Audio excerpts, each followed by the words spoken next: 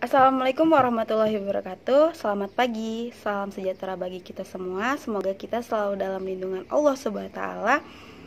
Kami di sini dari kelompok 6 ingin mempresentasikan makalah kami tentang tes bakat DAD dalam bimbingan dan konseling. Saya sendiri Melisa Elvina, MPM 1811080186, dan rekan-rekan saya sebagai pemateri yang ingin menjelaskan tentang tes bakat DAD dalam bimbingan dan konseling.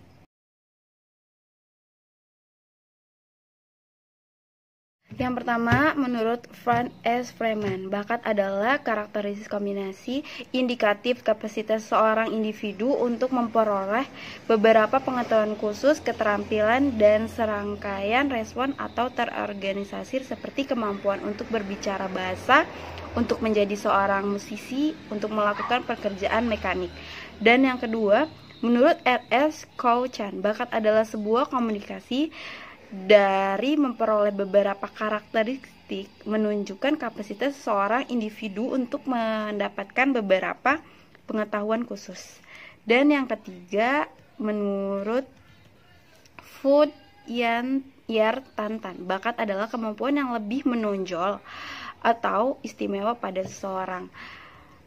Dari beberapa ahli tadi bisa kita simpulkan bahwa tes bakat adalah tes yang mengungkapkan bakat seseorang yang juga merupakan kemampuan inteligensi khusus dengan pengetahuan bakat seseorang, maka proses pendidikan dapat diarahkan pada bidang-bidang yang sesuai sehingga akan lebih mudah mencapai hasil differential aptitude D atau DAD, merupakan salah satu tes berbentuk better test yang dapat mengukur multibakat. Awal terbentuknya tes ini tentu tidak jauh berbeda dengan tes bakat pada umumnya, yang berakar dari ketidakpuasan terhadap tes inteligensi. Antara lain adanya variasi intraindividual pada individu yang melakukan tes inteligensi.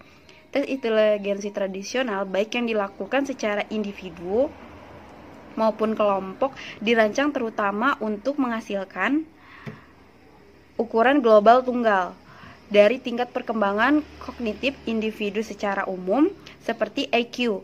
Akan tetapi IQ saja dipandang sudah tidak memandai lagi.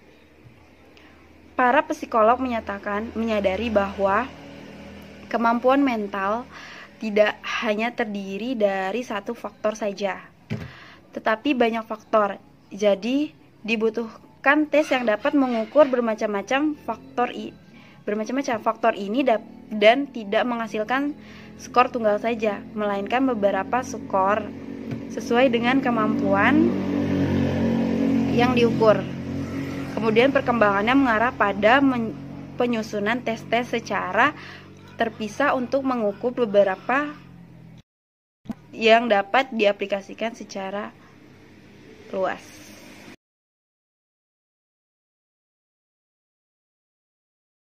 Saya Saltiria dari Ramadan, selaku pemateri akan menjelaskan tentang deskripsi tes bakat DAT. Tes bakat DAT salah satu tes multibakat yang paling sering digunakan. Tes ini disusun oleh George K. Bennett, Harold G. Caesar, dan Alexander G. Welshman. Pertama kali dipublikasikan pada tahun 1947 dan telah direvisi secara berkala. DAT merupakan seri tes yang terdiri dari 8 subtes, yakni 1. Verbal reasoning. Verbal reasoning dirancang untuk mengukur kemampuan berpikir abstrak, generalisasi, dan konstruksi memahami konsep verbal.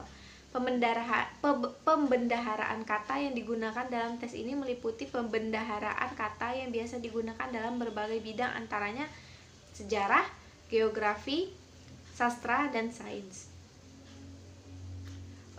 Berikut merupakan contoh soal dari verbal reasoning.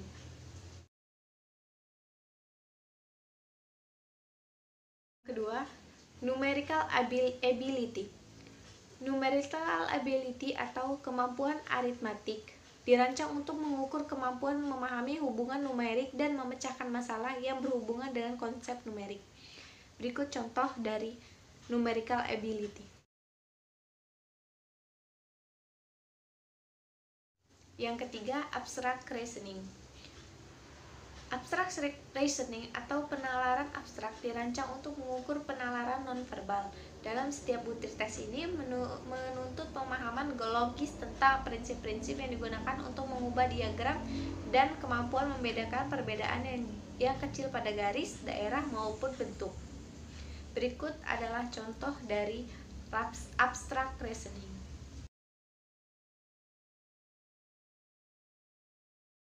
Yang keempat, relations. Space relations atau hubungan spasial atau ruang mengukur kemampuan visualisasi terhadap konstruksi objek 3 dimensi yang dibangun dari pola 2 dimensi dan kemampuan membayangkan berbagai cara yang digunakan untuk memutar objek tersebut sehingga mempunyai bangunan seperti yang tampak dalam gambar. Berikut merupakan contoh dari relations.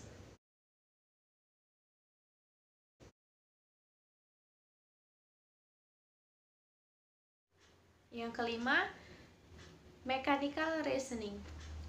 Mechanical reasoning merupakan bentuk baru dari tes bakat spatial mechanical comprehension. Setiap butir dari tes ini menyajikan gambar di situasi mekanik disertai penyertaan dalam kata-kata sederhana. Berikut merupakan contoh dari mechanical reasoning.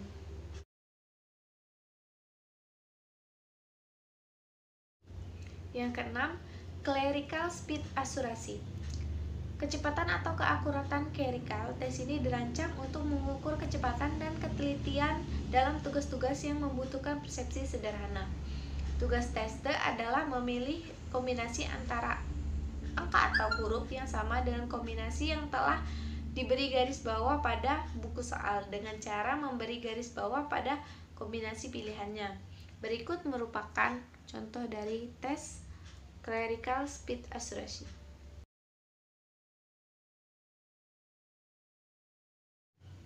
Yang ketujuh, language usage.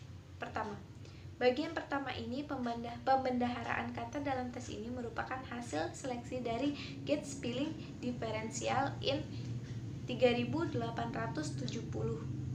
kata dan merupakan pembendaharaan kata yang sering digunakan dalam kehidupan sehari-hari. Yang terakhir, Spelling Language Usage bagian 2. Tes ini dirancang untuk mengukur kemampuan membedakan tata bahasa yang baik dan yang jelek, memahami pemberian kata baca yang tepat dan penggunaan kata yang tepat dalam bahasa Inggris. Kemampuan tersebut banyak digunakan dalam bidang jurnalistik. Perlu diketahui, tes ini lebih menyerupai tes prestasi jika dibandingkan dengan tes yang lain. Tes ini sebaiknya diberikan secara keseluruhan, tapi dapat juga diberikan satu subtes saja secara terpisah sesuai dengan tujuan dan aspek apa yang akan diukur. Meskipun dasar pembuatan tes ini adalah untuk penilaian dalam pendidikan, tes ini juga dapat digunakan untuk pemilihan pekerjaan. Sekian dari saya. Terima kasih.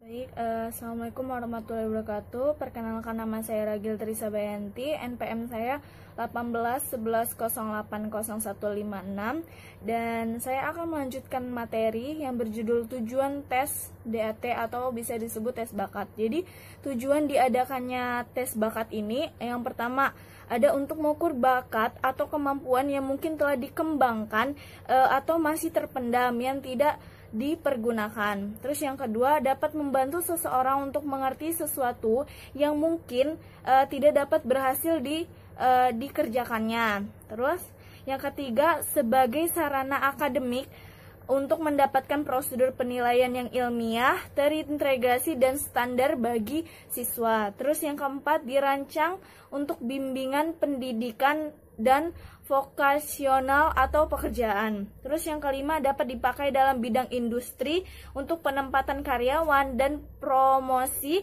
sebagai mendapat jabatan baru atau bisa dibilang perkembangan pembinaan karyawan pabrik. Terus yang keenam ada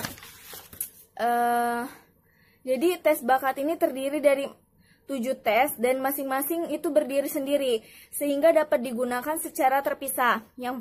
Seperti yang pertama ada tes verbal reasoning. Jadi tes ini bertujuan untuk mengukur kemampuan berpikir abstrak, terus generalisasi, kontrustif, dan memahami konsep verbal, mengungkapkan kemampuan memahami konsep-konsep dalam bentuk kata-kata. Terus yang kedua ada language usage. Jadi dalam tes ini ada bagian satu yaitu spelling, mengukur seberapa baik seseorang mengeja dalam bahasa Inggris ataupun bahasa Indonesia. Terus bagian kedua yaitu grammar, seberapa baik seseorang dapat mengenal kesalahan-kesalahan tata bahasa, terus tanda baca dan pemakaian kata dalam kalimat yang mudah. Terus yang ketiga ada tes ability. Nah, tes ini bertujuan untuk mengukur kemampuan memahami hubungan numerik dan memecahkan masalah yang berhubungan dengan konsep numerik. Terus yang keempat ada abstract reasoning. Jadi tes ini bertujuan untuk mengukur penalaran nonverbal, yaitu meliputi kemampuan individu untuk mendapat memahami adanya hubungan yang logis dari figur-figur abstrak atau prinsip-prinsip non-verbal design. Terus yang kelima ada speech relation. Jadi tes ini dirancang untuk mengukur kemampuan visualisasi terhadap konstruksi objek 3 dimensi yang dibangun dari pola 2 dimensi dan kemampuan membayangkan berbagai cara yang digunakan untuk memutar objek tersebut. Terus yang keenam ada mechanical reasoning. Jadi tes ini bertujuan untuk mengukur kemampuan pemahaman prinsip-prinsip mekanik dan fisika, melihat seberapa baik seseorang memahami hukum mendasari tentang alat-alat, terus mesin-mesin dan alat sederhananya. Terus yang ketujuh ada clerical speed and accuracy. Jadi tes ini dirancang untuk mengukur kecepatan dan ketelitian respon dalam tugas-tugas yang membutuhkan persepsi sederhana. Materi selanjutnya yaitu di tes pengadministrasian ini. Yang pertama ada materi tes DAT-nya. Yang pertama ada buku tes 1 yang isinya penalaran verbal, kemampuan angka, penalaran abstrak, dan lain sebagainya. Terus yang kedua yaitu lembar jawaban. Ada 2 bentuk. Yang pertama bentuk manual dan ada juga bentuk komputer. Terus yang ketiga siapkan pensil, runcing 2 buah, yang satunya untuk cadangan. Terus yang terakhir ada individual report form, yaitu laporan informasi tentang hasil tes DAT ini. Terus yang kedua ada prinsip umum pelaksanaannya. Yang pertama, semua tes diberikan dalam waktu relatif singkat. Yang kedua, ada jadwal biasanya pagi yang masih fresh. Tidak ada gangguan apapun. Terus yang ketiga, tes disajikan dengan menarik. Oke, yang selanjutnya itu langkah-langkah pelaksanaan tes bakat ini, tes DAT. Yang pertama ada tes hitung. Nah, tes ini terdiri dari 40 soal dengan lembar jawaban yang terpisah, mengukur aspek kemampuan berpikir dengan angka, penguasaan hubungan numerik, misalnya berupa perjumlahan sederhana.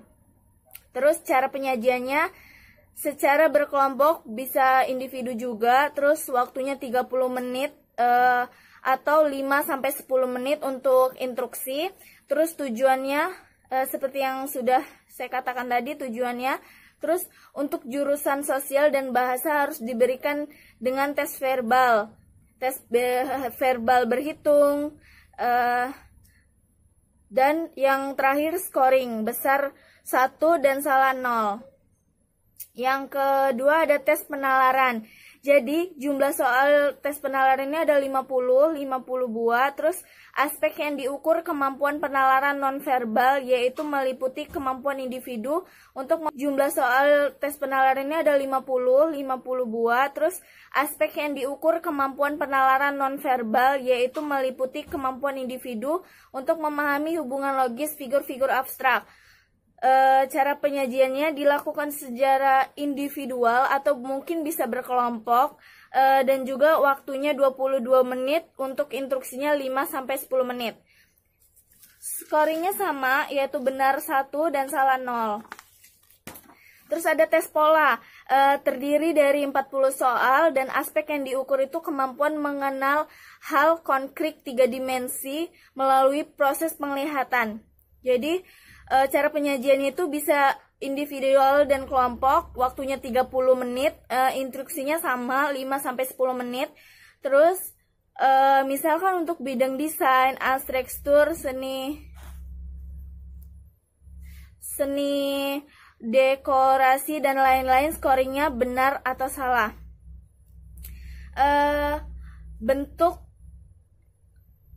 lain dari tes pola itu yang pertama tes ruang bidang, terus jumlah soalnya 60 buah. Terus tes pengertian mekanik, jumlah soalnya itu 68 buah, terus merupakan bentuk baru dari tes mekanik komparatif yang dibuat oleh Binet, terus waktunya dibutuhkan 30 menit. Scoringnya benar 1 dan salah 0. Scoring tertinggi di tes ini yaitu 68. Jadi adapun rumus pemberian skor kasar yaitu R min setengah W, yaitu jumlah benar dikurangin 1/2 jumlah salah.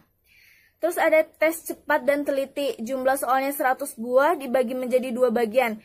Aspek yang diukur respons subjek terhadap tugas atau pekerjaan yang berkaitan dengan kecepatan persepsi dari suatu stimulus yang sifatnya sederhana. Terus cara penyajiannya, waktu 3 menit untuk masing-masing bagian. Terus scoringnya bagian 1 itu tidak di scoring untuk latihan saja, dan bagian 2 di skor. Skor total adalah jumlah soal yang dikerjakan dengan benar. Terus materi selanjutnya tes pemakaian bahasa. Nah, tes ini mengukur kemampuan membedakan tanda bahasa yang baik dan benar, tanda baca dan penggunaan baca. Spelling mengukur seberapa baik seseorang mengeja. Terus grammar mengukur kemampuan siswa seberapa baik dapat mengenal kesalahan-kesalahan tata bahasa. Terus ada scoring dat. Jadi scoring dat ini dinilai dengan tangan maupun dengan mesin komputer. Skor untuk masing-masing tes adalah jumlah jawaban yang benar. Hanya boleh ada 1 jawaban diperbolehkan untuk masing-masing item dalam setiap tes. Nah, untuk scoring ada skor maksimumnya. Jadi untuk verbal reasoning itu ada 50, terus numerical FR plus NA itu 90, abstract reasoning itu ada 50, clerical speed and actuary itu ada 100, terus mechanic reasoning itu ada 68, speed reasoning itu ada 60, dan kemampuan spelling dan grammar. Spelling ini 100 dan grammarnya 60. Itu aja, sekian presentasi dari kami. Bila ada kesalahan kami mohon maaf. Kami akhiri, wassalamualaikum warahmatullahi wabarakatuh.